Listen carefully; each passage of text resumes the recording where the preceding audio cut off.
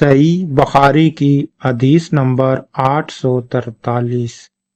نادار لوگ نبی کریم صلی اللہ علیہ وآلہ وسلم کی خدمت میں حاضر ہوئے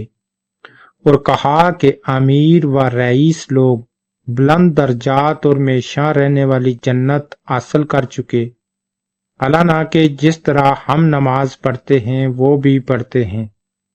اور جیسے ہم روزے رکھتے ہیں وہ بھی رکھتے ہیں،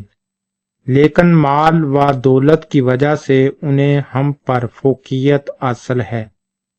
کہ اس کی وجہ سے وہ حج کرتے ہیں، عمرہ کرتے ہیں، جہاد کرتے ہیں اور صدقے دیتے ہیں،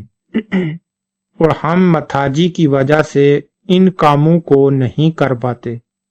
اس پر آپ نے فرمایا کہ لو، میں تمہیں ایک ایسا عمل بتاتا ہوں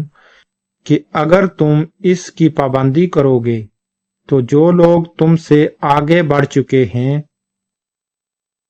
تم پا لو گے، اور تمہارے مرتبے تک پھر کوئی نہیں پہنچ سکتا،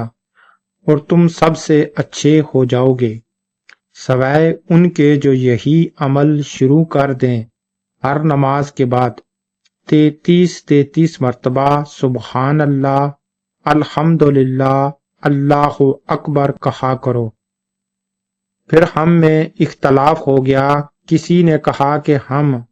تسبیح سبحان اللہ 33 مرتبہ، الحمدللہ 33 مرتبہ اور اللہ اکبر 34 مرتبہ کہیں گے۔ میں نے اس پر